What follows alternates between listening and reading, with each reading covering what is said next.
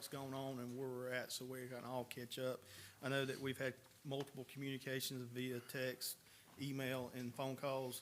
And just this right here is a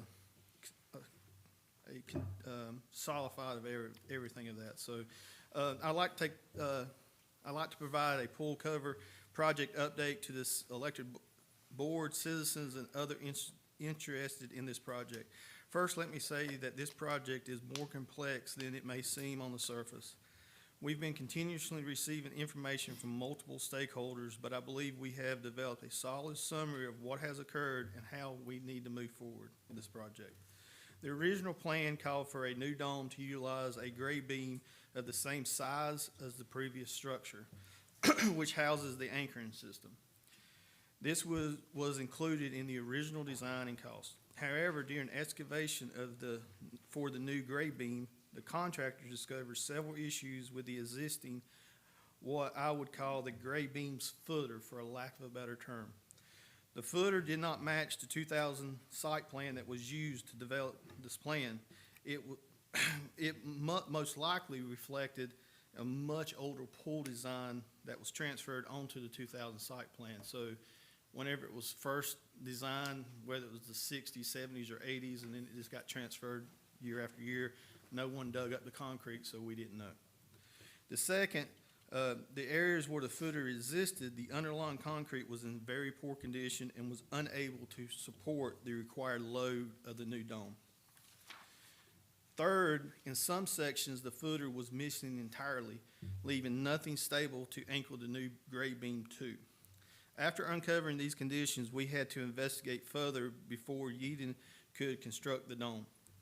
The most important thing is to ensure the safety of the people using the pool facility. Yeadon contracted their structural engineering firm, ISG, to review the situation. Following their evaluation, ISG determined that approximately 500 linear foot of gray beam footing would need to be replaced with a new footing system that measured 24 inches wide, 48 inches deep, in compliance with the updated 2018 building code requirements. As part of this deeper assessment, geotechnical experts was also brought in to determine whether there was an underlying reason why the concrete footers had deteriorated as much as they have. The geotechnical team has recently provided recommendation that slightly differs of that of the structural engineer's approach. Both are now working together to develop a unified solution that satisfies both the structural integrity as well as geotechnical requirements for this project. We expect the final recommendation to be within the next 2 to 3 business days. In the meantime, we have received preliminary estimates for the 24 by 48 footer system replacement, which came in at $173,458. I would ask for an additional funds for contingency with a total budget amendment of $225,000, which I believe all of y'all have received a copy of this morning. Whatever funds aren't used will roll back into the fund balance, but this is needed to keep us on track with the 6 to 8 weeks additional time frame that Yeadon and Moss Marlowe has provided to us this morning. In my opinion, this project has had its fair share of bad luck from the beginning. We've encountered several unexpected challenges, from electrical issues to concrete soil complications. That says we're dealing with an extremely old facility that naturally leads to unforeseen challenges. Also, due to the age of the facility, there's no reliable original site plan. As a result, we don't always know what is or isn't underground and where it's located. We are gradually building a better site plan as remodels, upgrades, and maintenance work is completed, but it's unlikely we will ever be 100% accurate under the ground. Staff and contractors have been working as fast as possible to keep this project moving and meet the tight November deadline despite these setbacks. Ultimately, I believe it's better to take the proper corrective steps now, even if it does mean a short delay, than ask for more significant and costly issues later. I think the main thing for the elected board, citizens, and swimmers to know is the dome will be installed. It may just take a little bit longer than expected. I also think it's important for everyone to know, because I know I wasn't here, but I know there was a debate whether dome versus permanent structure. It doesn't matter which path this council would have taken, we would have run into the same bad concrete, bad soil issue. So it doesn't matter which way we go, we have to address the soil and concrete before we can go up. I think I would like to ask council for the authority to continue moving forward by approving the budget amendment. I also will keep the mayor and council updated until the pool coverage project is completed. And I also have a copy of the Marlowe estimate. I'm gonna give and you pass it around. And I'll answer any questions that y'all may have, to the best of my ability. Okay, council questions? So you were saying that we're looking at a 6 to 8 week delay? Yes, ma'am. So, it's 6 weeks for the new footing system, Okay. 500 foot of that. And then afterwards, it'll take approximately 2 weeks to install the dome. It's my understanding that once the footer system is in place, they will take, I'm assuming laser measurements to be exact. And then they will build the dome, which it takes 7 days to build the dome. We've already paid 50% of it. They've already got the material. They're just waiting for those measurements to put it together, and then it'll take another week to construct it. Okay, so the 6 to 8 weeks will be from like November 1st, so, Today. from today. Okay, As so soon we're as we saying, approve this budget amendment, we're gonna give them sign a change order and move forward with it. okay, so we'd say mid-December, or is that sort of approximately? Barring any other unforeseen incidents. Now, I will say, this ain't the most elegant way to say it, but this is the way I grew up. This project's been somewhat snake bitten from Yes. day one.